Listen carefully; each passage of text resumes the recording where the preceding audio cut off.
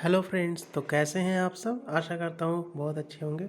पिछली क्लास में हमने पढ़ा था अमेरिका की क्रांति और आज हम पढ़ेंगे फ्रांस की क्रांति यानी फ्रेंच रेवोल्यूशन, जो कि 1789 से 1799 के बीच में चली थी। इसके प्रमुख बिंदु जान लेते हैं। पहले हम जानेंगे फ्रांस की क्रांति का कारण, प्रमुख घटनाक्रम, सामाजिक परिवर्तन एवं वैश्विक प्रभाव। चलिए चलते हैं आगे।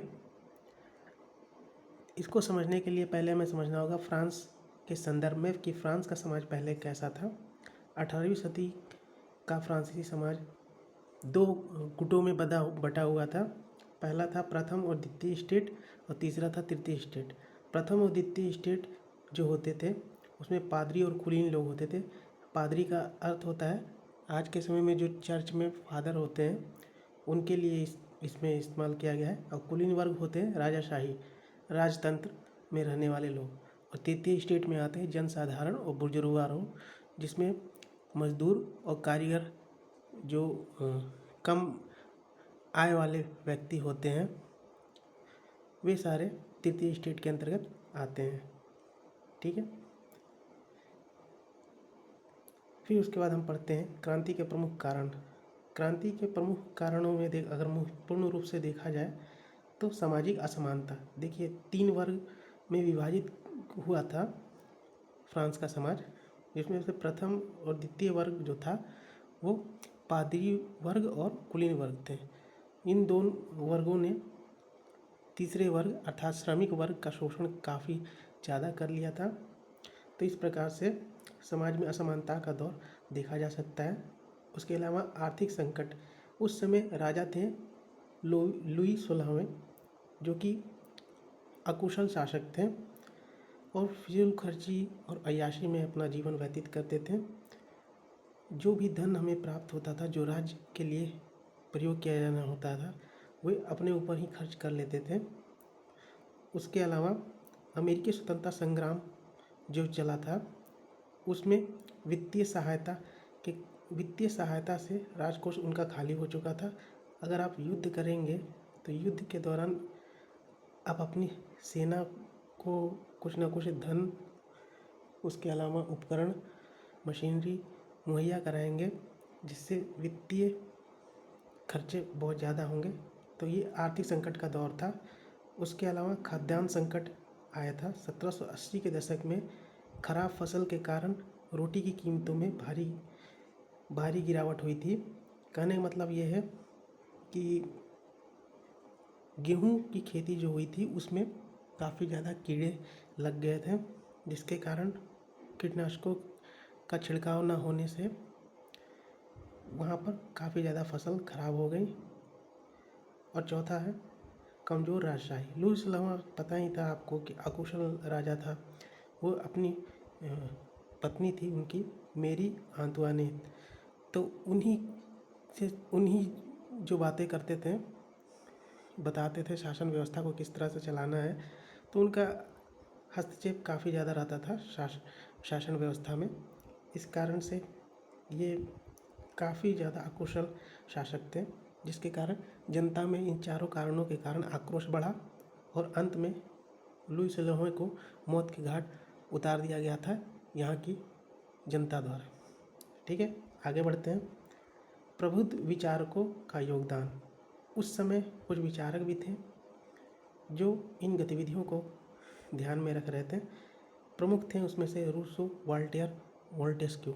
रूसो जो विचारक थे उनका कहना था, उनकी पुस्तक थी द सोशल कॉन्ट्रैक्ट, उसमें बताया गया था संप्रभुता और लोकप्रिय इच्छा का सिद्धांत प्रस्तुत किया गया था कि जनता को किसी भी राज्य में अगर वहाँ की जनता है तो उसे अपनी इच्छा से कार्य करने की सहमति होनी चाहिए। उसमें किसी भी प्रकार का भेदभाव शासकों द्वारा नहीं किया जाना चाहिए। दूसरे आते हैं वॉल्टेयर। वॉल्टेयर भी प्रमुख विचारक हैं। उनका मानना था धार्मिक कट्टरता, चर्च के भ्रष्टाचार का कड़ा विरोध किया तथा वाक स्वतंत्रता एवं व्यक्ति की स्वतंत्रता पर बल दिया। धार्मिक कट्टरता, उस समय पोप का शासन बहुत ज़्यादा था। पादरी जो होते थे वहाँ चर्च में ढेर सारे संपत्ति जो होती थी उन्हें अपने पास ही रख लेते थे और जनता को नहीं देते थे। उसके अलावा देखा जाए तो धार्मिक रूप से उन्होंने व्यापार के तौर पर अपनी व्यापारिक स्थिति को मजबूत करने के लिए धार्मिकता का सहारा लिया था और एक टेम्पलेट बनाया हुआ था जिन्हें क्षमा पत्र के नाम से जाना जाता है। उनका मानना था कि जो भी व्यक्ति अगर कोई भी अपराध करता है तो वो टेम्पलेट चर्च द्वारा उन्हें प्रदान कर दिया जाएगा।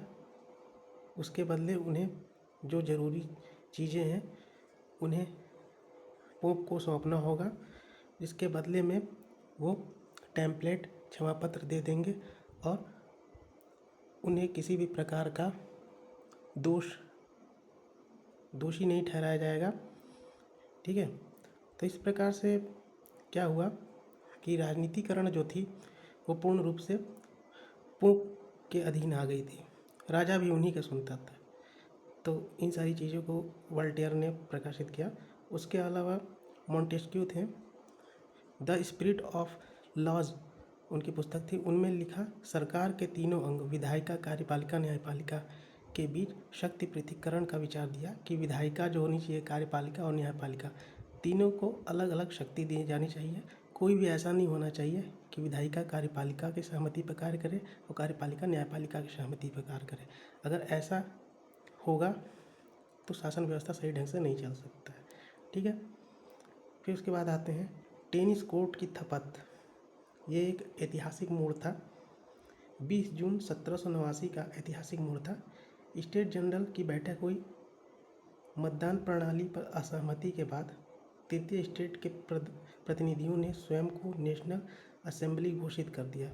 कहने का मतलब यह है कि तृतीय स्टेट का मतलब होता है आम व्यक्ति, श्रमिक, मजदूर, उसके अलावा छोटे छोटे व्यापारी ने एक नेशनल असेंबली का गठन किया जिनमें उन्होंने प्रथम और द्वितीय स्टेट द्वारा जो रणनीति तृतीय स्टेट के लिए अपनाई जा रही थी उसका काफ़ी ज़्यादा विरोध किया। जब उन्हें सभागार में जाने से रोका गया तो वे पास के इंडोर टेनिस कोर्ट में एकत्र हुए और फ्रांस के लिए एक नया संविधान बनाने तक भंग न होने की प्रतिज्ञा ली और काफ़ी ज़्यादा यहाँ पर विरोध प्रदर्शन चलते रहे। उसके बाद आते हैं बास्तिल का पतन। 14 जुलाई 1789 में बास्तिल का किला था उसे ध्वस्त किया गया। तो बास्तिल का किला आपको संक्षेप में आपको बता देते हैं। देखिए क्या होता था कि सबसे ऊंचाई वाले स्थान पर राजा रहते थे और साथ में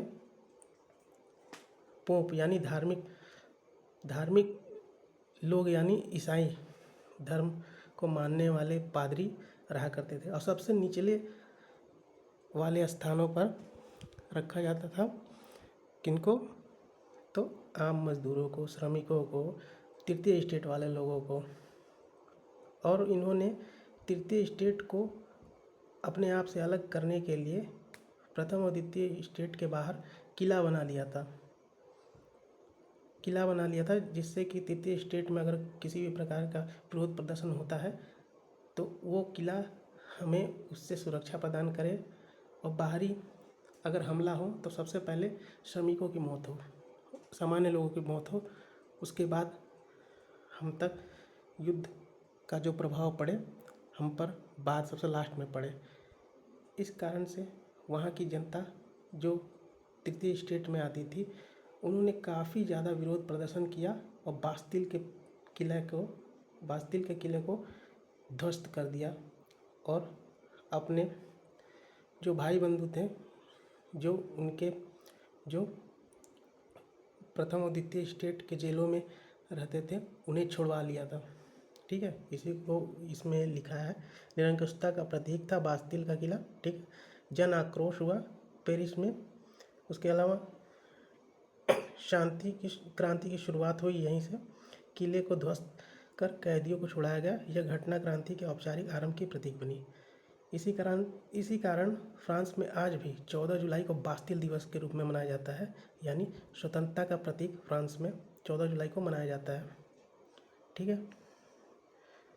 उसके अलावा मानव एवं नागरिक अधिकारों की घोषणा हुई जब वहाँ पर अब उन्होंने अपनी असेंबली बनवा ली तृतीय स्टेट ने, तो वहाँ पर अपनी बातों को रख भी सकते थे। तो उन्होंने कुछ महत्वपूर्ण बातें रखी थी और उन्हें अपने संविधान में रखा लास्ट में, ठीक है। स्वतंत्रता,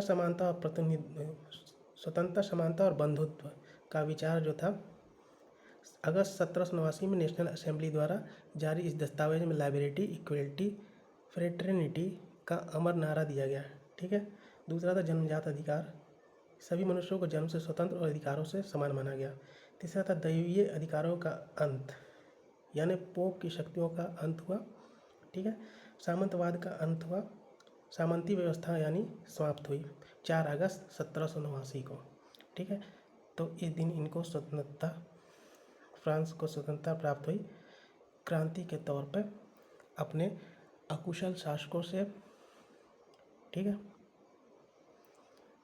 क्रांति का प्रमुख चरण ऐसा नहीं है कि क्रांति तुरंत हुई और चली गई, इसके छोटे छोटे चरण थे, ठीक है, जिनमें क्रांति की भावना थोड़ी सी बढ़ी, फिर बढ़ी, फिर बढ़ी, ऐसे बढ़ते चले गए। देखिए 1789 से 1791 में संवैधानिक राजतंत्र हुआ, नेशनल असेंबली का निर्माण हुआ।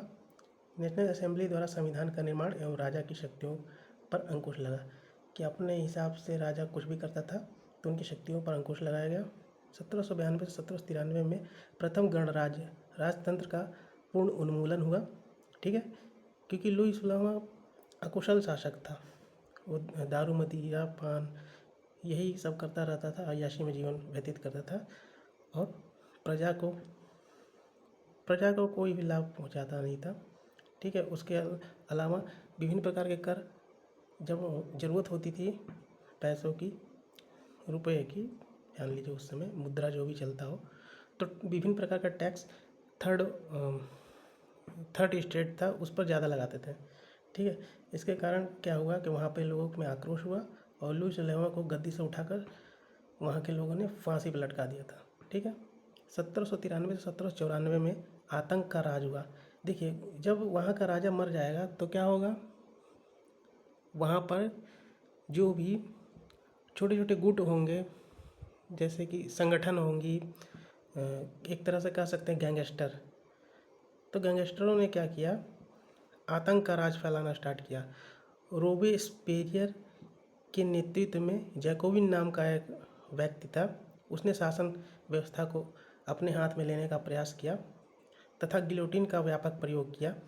गिलोटिन की मदद से वो लोगों को मार देता था जो उनका शासन व्यवस्था में होने का विरोध करता था, उसे गिलोटिन की सहायता से मृत्युदंड दिया जाता था।